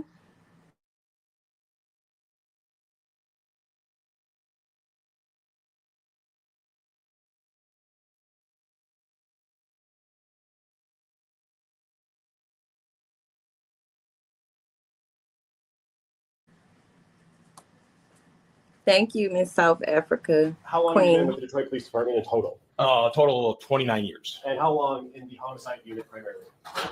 11 years. And what is your current role in the homicide unit? At this time, I am one of two that extract surveillance videos from locations. And does that sometimes include like doorbell cameras, Ring or Xfinity or something like that? Correct, it does. And did you do that? I want to take you back to January 20th, 2024. Did you receive a request or a dispatch to go to a location? Not on that date, but yes, I did receive a request back in February 20th of 24 to make 4803 Bedford to recover some video. Okay, and you said 4803? Correct. And did you write a report about this? Correct. Is there an error or a typo in your report regarding the address? Yes, I have 3803. And in preparation for your testimony, did you realize that that was a typo? Correct. And what was the reason you were dispatched to that location on Bedford? At that time, to recover video from a surveillance unit that's showing a girl walking down the street. And are you familiar with the area that address is in, or what the corner and cross streets are? Yes, And what are the corner and cross streets right next to that address? that is Bedford and Cornwall. Okay, and then is the street 3 Mile Drive nearby this location? That's 1 block east of Bedford. And did you have a chance to observe the videos or some of the videos that you recovered earlier today? Yes. And do those fairly and accurately depict the videos that you extracted from the system? Yeah, that was a Ring system. Yes, sir. And at this time, Judge, I would move to admit people's proposed exhibits 49, 50, and 51, Any objection? No, They will be admitted. and permission to publish. Yes.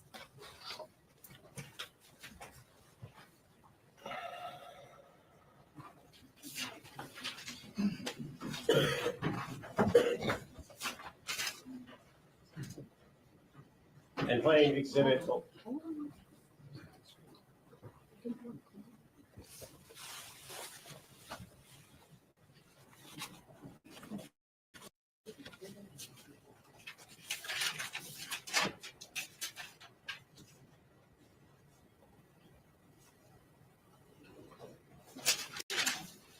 Playing exhibit 49 from the beginning.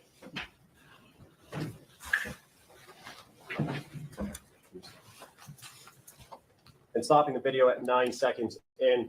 I'm not going to ask you to narrate what we're seeing in the video. I just want to lay some groundwork as to what we're looking at.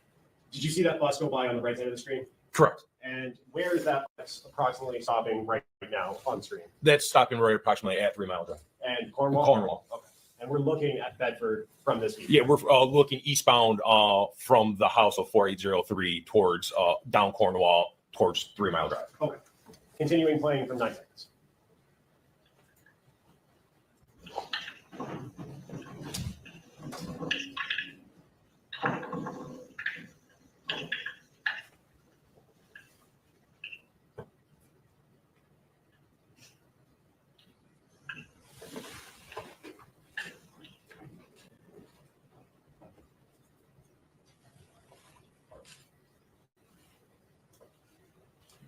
And moving to exhibit 50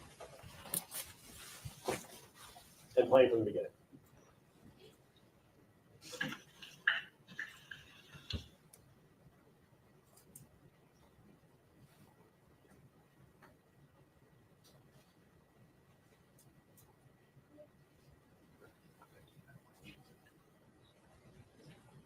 And moving now to exhibit 51.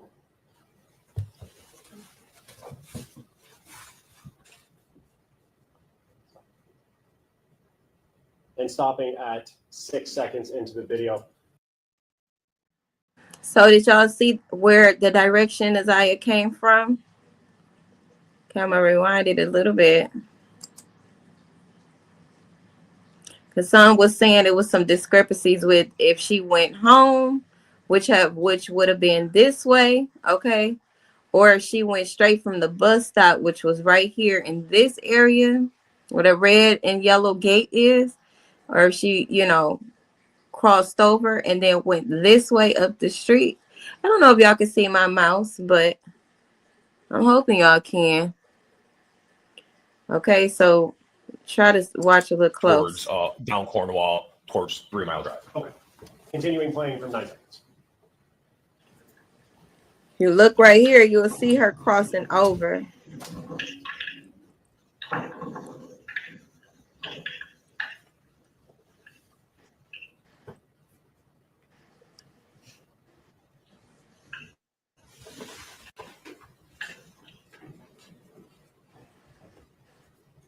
Where is it? Oh, it must be the next clip. Hold on, y'all. And moving to exhibit 50 and playing from the beginning.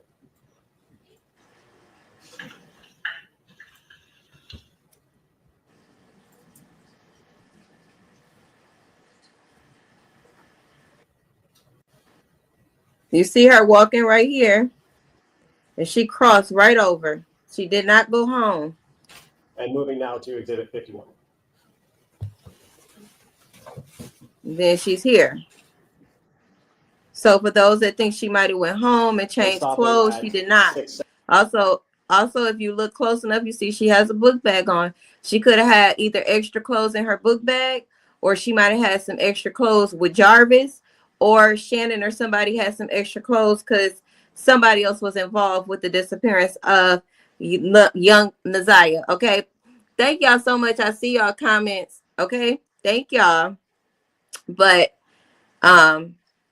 we can confirm here that according to video footage, she did not go home. She crossed right over from where this red truck was at and came right over this way. Okay. If y'all want a more clear view of the street, let me just show y'all this on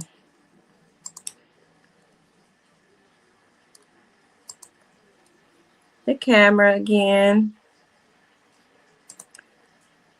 Okay, this was the house where she walked in front of right here. Okay, so she crossed right over from here, and that's the gate. And remember, she was asking about Balfour and Outer Drive. Balfour, I believe, is a few blocks up from Bedford. So she walked down this way. This is a busy street down here. I believe it's Warren. So my question would be, did he pick her up somewhere along this way? Or did she continue walking through Warren?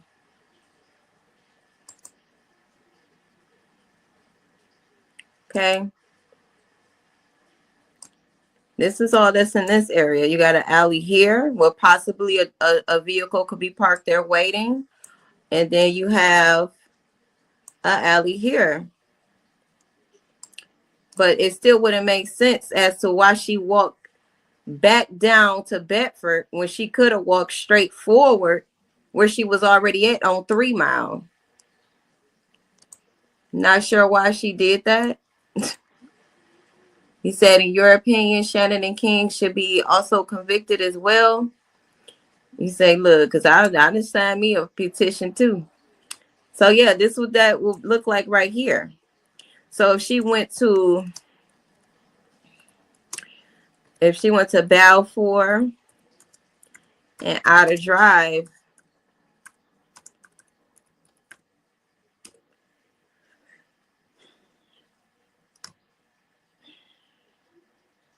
that would take kind of some time. Hey, Amy. You say you don't think she walked nowhere? Yeah, because I'm thinking like it's a 3-minute drive, but it's about an 18-minute walk. 18 minutes, honestly, is not that long. So if she did cross Warren to get to Balfour, she would have walked up Warren And I do believe her auntie Marquita said that people had seen her on a liquor store cameras up Warren. That would probably make a little bit more sense if she was seen walking up Warren in this area between Balfour and Bedford and East Warren. She could have walked up here and then walked down to Balfour and Outer Drive. You know, she was asking about Balfour and Outer Drive. It's like I said, it's only an 18-minute walk.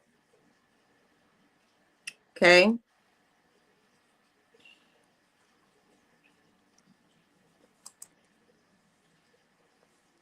I wonder.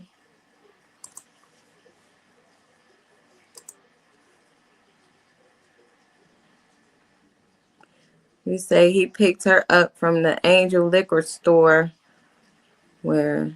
The Angel Liquor Store, ain't that on Harper though?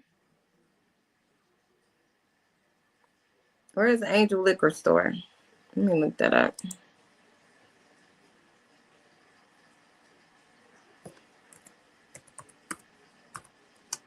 I feel like it's on Harper though. Angel.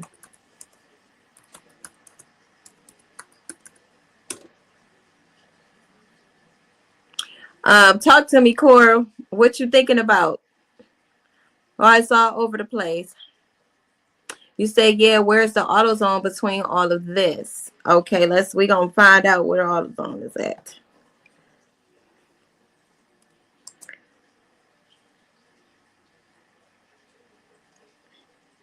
Oh wait, that wasn't it. That's the cleaners. You said all of her devices she had was based off Wi-Fi. Yes. Come on, computer. You're moving a little too slow for my liking.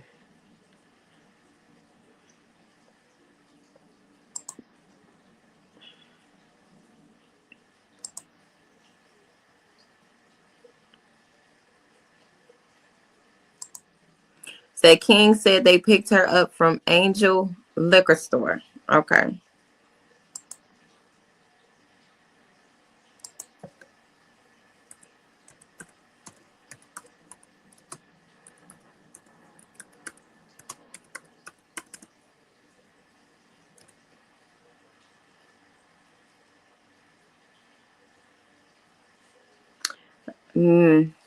Maybe that's Angel Party Store. Angel. Is that the one that's permanently closed?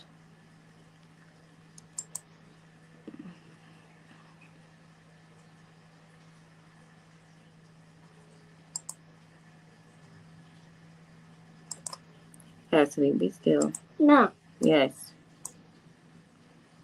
Okay, so Angel Party Store is located. This one is located on Kelly and Moroz. I don't think that fit the area.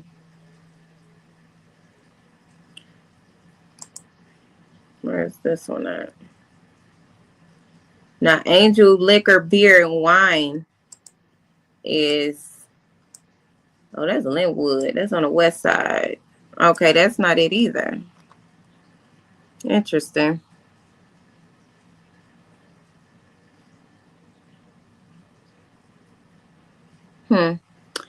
Well, we know it was on Harper.